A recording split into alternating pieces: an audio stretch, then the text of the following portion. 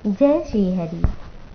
आइए श्रवण करते हैं सोमवती अमावस्या व्रत कथा। सोमवती अमावस्या व्रत सोमवार को जो पड़ती अमावस्या उसे सोमवती अमावस्या कहते हैं। ये वर्ष में लगभग 1 या 2 बार पड़ती है। इस अमावस्या का हिंदू धर्म में विशेष महत्व है। विवाहित स्त्रियों द्वारा इस दिन पतियों के दीर्घायु कामना के लिए व्रत का विधान है। इस दिन मौन रहने से सहस्त्र गोदान का फल मिलता है। शास्त्रों में इसे अश्वत्थ प्रदक्षिणा यानी कि पीपल वृक्ष की प्रदक्षिणा परिक्रमा करना चाहिए।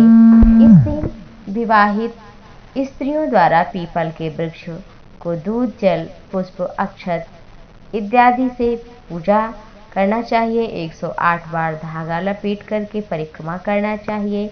कुछ अन्य परंपराओं में भंवरी देने का भी विधान है। महाभारत में भीष्म ने युधिष्ठिर को इस दिन इसका महत्व समझाते हुए कहा था कि इस दिन पवित्र नदियों में स्नान करने वाला मनुष्य समृद्ध, स्वस्थ और सभी दुखों से मुक्त होता है। माना जाता है इस दिन पूजा करने से सभी प्रकार के सुख प्राप्त होते हैं।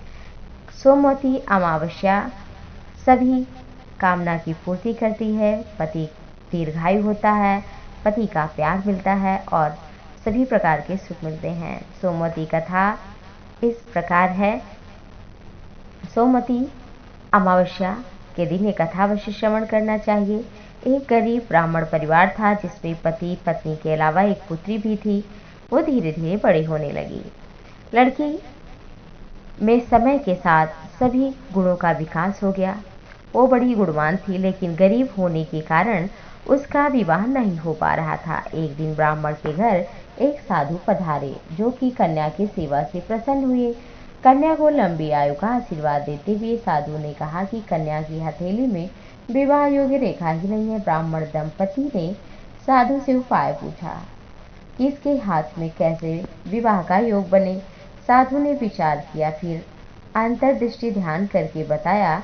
एक गांव में सोना नाम की धोबिन जाति की एक महिला अपने बेटे बहू के साथ रहती है। वह पति परायण है। यदि कन्या उसकी सेवा करे तो इसकी शादी हो सकती है।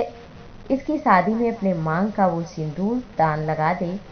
सिंदूर लगाए, उसके बाद इस कन्या का विवाह का वैधव्य योग मिट सकता है। साधु ने ये भी बताया महिला वो कहीं आती जाती नहीं है। यह बात सुनकर ब्राह्मण ने अपनी बेटी से धोबिन की सेवा करने की बात कही। कन्या प्रातः काल उठकर सोना धोबिन के घर जाती, सफाई करती, फिर आके अपने घर सो जाती। सोना धोबिन अपनी बहू से पूछती कि तुम तड़के उठ करके सारे काम कर लेती हो, पता ही नहीं चल पाता। बहू ने कहा, माँ मैं तो नहीं करती हूँ, मैं तो देर से उठती, मैंने सोचा आप करती हैं। पर दोनों सास बहू निगरानी करने लगी कि देखते हैं कौन आकर जाता है। कई दिनों बाद धोबिन ने देखा कि एक कन्या मुँह अंधेरे आती है और सारे काम करके चली जाती है। जब जाने लगी तो सोना धोबिन उसके पैरों पर गिर पड़ी, पूछने लगी आप कौन है, इस तरह हमारी चाकरी क्यों कर रही हैं। तब कन्या ने साधु द्वारा बताई गई बात कही। सोना धोबिन पति परायण थी, उसमें तेज था, वह तैयार हो गई। सोना धोबिन के पति थोड़े अस्वस्थ थे। उसमें अपनी बहू से अपने लौट आने तक घर पर रहने की बात को कहा। सोना धोबिन ने जैसे ही मांग का सिंदूर कन्या की मांग में लगाया, उसके पति गया। उसे इस बात का पता चल गया। जब वह निराजल ही चली थी, वह सोचकर रास्ते में कहीं पीपल का पेड़ मिलेगा तो भंवरी देकर परिक्रमा करके ही जल ग्रहण करेगी। उस दिन सोमवती अमावस्या थी। ब्राह्मण के घर पुए पकवान की जगह उसे ईंट टुकड़ों में 108 बार भंवरी देकर 108 बार पीपल के पेड़ की परिक्रमा की। उसके बाद जल ग्रहण किया। ऐसा करते ही उसका जो पति था मृत हो गया था, मृत्यु हो गई थी।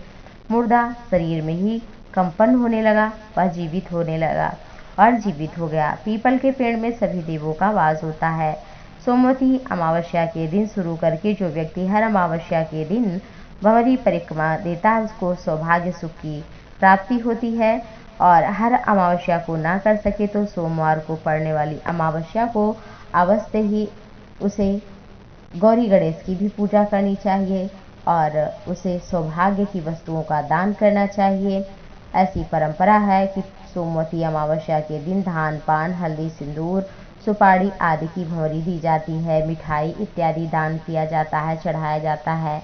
सुपात्र ब्राह्मण नर भांजे को सामान दिया जाता है और जो भी हो वो दान पुण्य किया जाता है। ऐसा करने से माँ प्रसन्न होती हैं और भगवान की कृपा बनी रहती है। जीवन में धन धान्य भरा रहता है, सौभाग्य उसका कुशल रहता है। तो इस तरह से सोमवती अमावस्या व्रत पूर्ण हुआ।